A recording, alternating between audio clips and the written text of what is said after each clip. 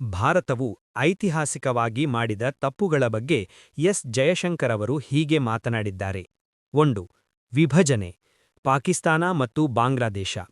ಜಯಶಂಕರ್ ಅವರ ಪ್ರಕಾರ 1947ರ ವಿಭಜನೆಯು ಭಾರತದ ಮೇಲೆ ಭೌಗೋಳಿಕವಾಗಿ ಮತ್ತು ಆಯಕಟ್ಟಿನ ದೃಷ್ಟಿಯಿಂದ ದೊಡ್ಡ ಹೊಡೆತ ನೀಡಿತು. ಭೌಗೋಳಿಕ ದಿಗ್ಬಂಧನ ವಿಭಜನೆಯಿಂದಾಗಿ ಅಫ್ಘಾನಿಸ್ತಾನ ಮತ್ತು ಮಧ್ಯ ಏಷ್ಯಾಕ್ಕೆ ಭಾರತಕ್ಕಿದ್ದ ನೇರ ಭೂಮಾರ್ಗ ಕಡಿತಗೊಂಡಿತು. ಇದು ಭಾರತವನ್ನು ತನ್ನದೇ ಉಪಖಂಡದೊಳಗೆ ಸೀಮಿತಗೊಳಿಸಿತು. ದ್ವಿಮುಖ ಸವಾಲು ಪಾಕಿಸ್ತಾನ ಮತ್ತು ಪೂರ್ವ ಪಾಕಿಸ್ತಾನ, ಈಗಿನ ಬಾಂಗ್ಲಾದೇಶ ಎರಡೂ ಕಡೆಯಿಂದ ಏಕಕಾಲಕ್ಕೆ ಭದ್ರತಾ ಸವಾಲುಗಳನ್ನು ಎದುರಿಸಬೇಕಾಯಿತು. ಇದು ಭಾರತದ ಶಕ್ತಿಯನ್ನು ಆಂತರಿಕವಾಗಿಯೇ ವ್ಯಯಿಸುವಂತೆ ಮಾಡಿತು ಎಂದು ಅವರು ಅಭಿಪ್ರಾಯಪಡುತ್ತಾರೆ. 2. ಮುಚ್ಚಿದ ಆರ್ಥಿಕತೆ ಕ್ಲೋಸ್ಡ್ ಎಕಾನಮಿ.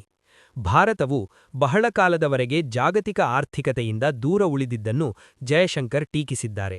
ತಡವಾದ ಸುಧಾರಣೆಗಳು 1991ರವರೆಗೆ ಭಾರತವು ತನ್ನ ಆರ್ಥಿಕತೆಯನ್ನು ಮುಚ್ಚಿಡಲಿಲ್ಲ. ಇದೇ ಸಮಯದಲ್ಲಿ ಚೀನಾ ಮತ್ತು ಇತರ ಆಗ್ನೇಯ ಏಷ್ಯಾ ರಾಷ್ಟ್ರಗಳು ಜಾಗತೀಕರಣದ ಲಾಭ ಪಡೆದು ವೇಗವಾಗಿ ಬೆಳೆದವು. ಉತ್ಪಾದನಾ ವಲಯದ ನಿರ್ಲಕ್ಷ್ಯ ನಮ್ಮ ಆರ್ಥಿಕತೆಯನ್ನು ಮುಚ್ಚಿಟ್ಟಿದ್ದರಿಂದ ನಾವು ಜಾಗತಿಕ ಪೂರೈಕೆ ಸರಪಳಿ ಗ್ಲೋಬಲ್ ಸಪ್ಲೈ ಚೈನ್ನ ಭಾಗವಾಗಲು ಸಾಧ್ಯವಾಗಲಿಲ್ಲ. ಇದು ನಮ್ಮ ಕೈಗಾರಿಕಾ ಬೆಳವಣಿಗೆಯನ್ನು ಕುಂಠಿತಗೊಳಿಸಿತು ಎಂದು ಅವರು ಹೇಳುತ್ತಾರೆ. 3. ಪರಮಾಣು ಪರೀಕ್ಷೆಯಲ್ಲಿ ವಿಳಂಬ ಲೇಟ್ ಇನ್ ನ್ಯೂಕ್ಲಿಯರ್ ಟೆಸ್ಟಿಂಗ್. ಪರಮಾಣು ಶಕ್ತಿಯ ವಿಷಯದಲ್ಲಿ ಭಾರತವು ದಶಕಗಳ ಕಾಲ ಕಾರ್ಯಚಕ್ರದ ಅಸ್ಪಷ್ಟತೆ ಸ್ಟ್ರಾಟಜಿಕ್ ಆಂಬಿಗ್ಯುಯಿಟಿ ಅನುಸರಿಸಿತು ಎಂಬುದು ಅವರ ವಾದ.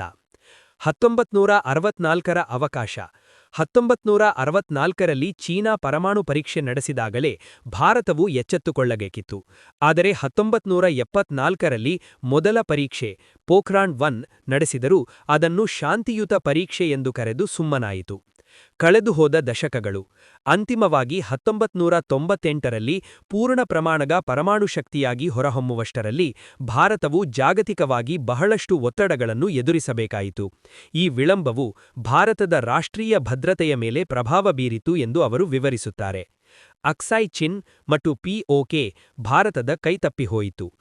ಮುಖ್ಯಾಂಶ ಜಯಶಂಕರ್ ಅವರ ಪ್ರಕಾರ ಭಾರತವು ಹಿಂದೆ ಆದರ್ಶವಾದಿ ಎಂಬ ಧೋರಣೆಯನ್ನು ಹೊಂದಿತ್ತು, ಆದರೆ ಈಗಿನ ಭಾರತವು ವಾಸ್ತವವಾದಿ ಎಂಬ ಧೋರಣೆಯನ್ನು ಅಳವಡಿಸಿಕೊಂಡಿದೆ. ಇದು ದೇಶದ ಹಿತಾಸಕ್ತಿಯನ್ನು ಕಾಪಾಡಲು ಸಹಕಾರಿಯಾಗಿದೆ.